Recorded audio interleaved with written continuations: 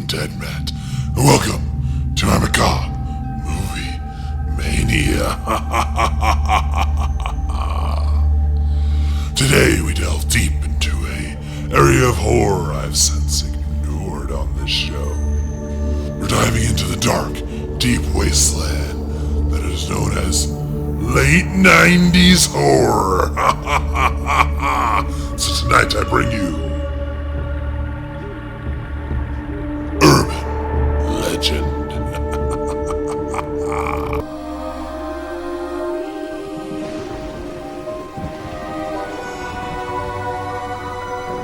Urban Legend was developed by a man named Silvio Horta, who is of course known for writing such classics as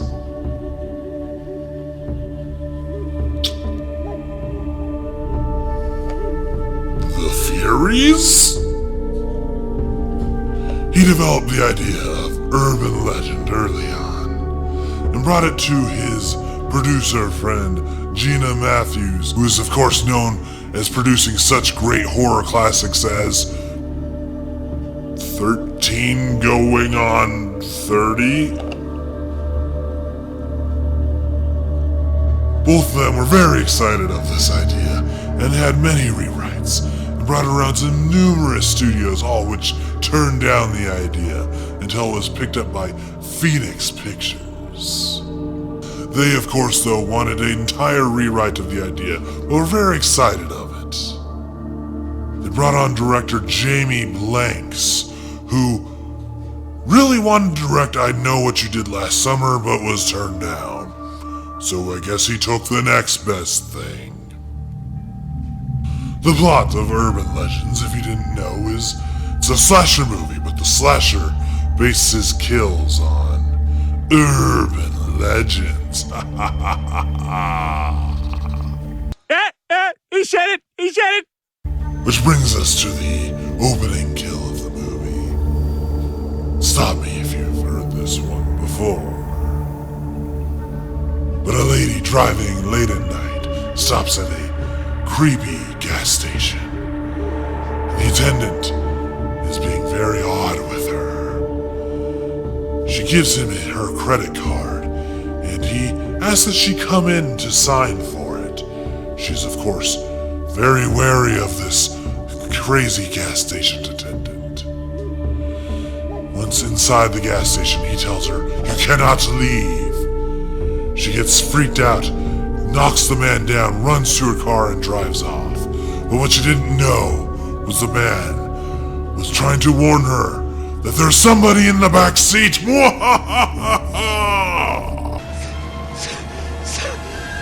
Someone's in the back seat! Since this is a late 90s horror movie, they have to introduce us to our core group of very beautiful college kids. An urban legend is a veritable who's who of, oh yeah, I think I know that person. We of course have Jared Leto of Fight Club fame, Joshua Jackson from The Mighty Ducks, Michael Rosenbaum from Smallville, Tara Reid from American Pie, Rebecca Gayheart from Jawbreaker, and our main hero, Alicia Witt from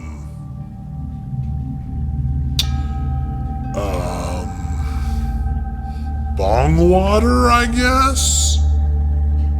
And of course, this is a slasher movie, so our teens get knocked off one by one, but based on various urban legends like Pop Rocks and Coke.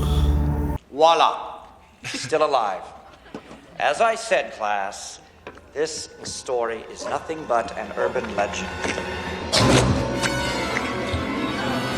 Roots!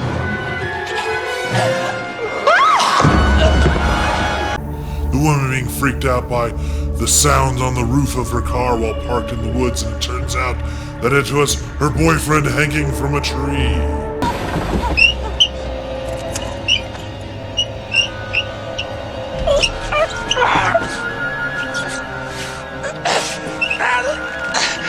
Stop the car! The ankle slasher car thief.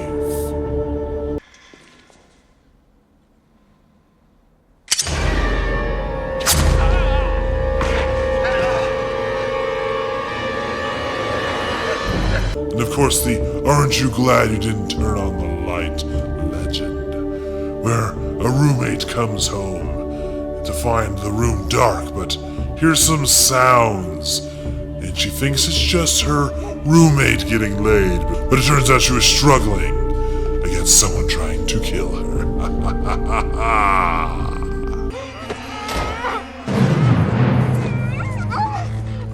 Sorry. Not looking.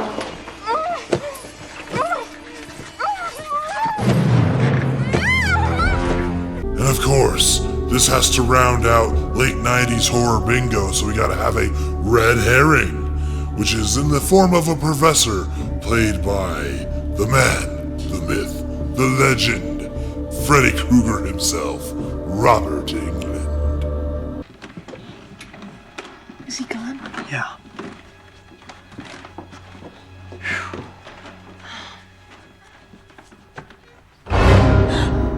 Something I can help you with?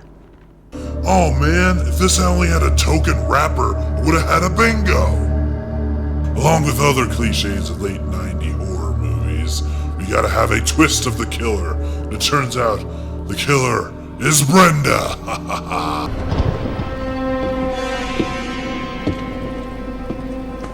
Gotcha. I must say, Natalie, you have proved your friendship to me. Coming all the way out here to rescue me without even a little pepper spray to defend yourself. She's on a revenge spree because it turns out our hero accidentally killed her boyfriend. They're doing the prank where they're driving down the road at night without their lights on. And when someone finally flashed their brights at them, they follow them, flashing their brights, trying to scare them, thinking they were going to get murdered. Unfortunately, he crashes his car and dies. And then the other car lost control and ran off the road.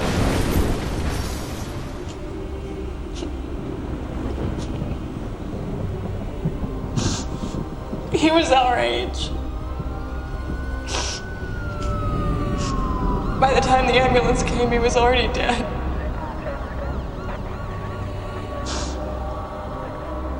The courts were lenient with us. We just got probation. So Brenda's gonna kill everybody for revenge on this. What a twist! Urban Legend made $72.5 million on a $14 million budget and garnering very average reviews, like a 19% on Rotten Tomatoes, a 5.5 on IMDb, and a 35 out of 100 on Metacritic. All the reviewers giving it very average basic scores, saying it was an average film at the time. Getting such glowing reviews like Robert Ebert saying, the film is competently made. Yes, I find the movie to be a veritable hodgepodge of cliches of things we've seen in all the 90s horror movies, things we've seen in movies like Scream, I Know What You Did Last Summer, The Faculty, Halloween Resurrection, Final Destination, and Valentine. It pulls off all the same cliches that we've seen in all those movies and was a big deal at the time. The twist of the killer killing based on urban myths was a great idea, but had a very meh execution. I think if it avoided the cliches of the time, it would have been a much better movie for it. Like if the killer was trying to create his own urban legend, or maybe someone obsessed with urban legends. But no, they had to follow a lot of the basic run-of-the-mill cliches of the time, making this an overall meh movie, without a whole lot to stand out from it. Even the killer in their garb looks very basic and plain, and not terribly different than the killer in I Know What You Did Last Summer.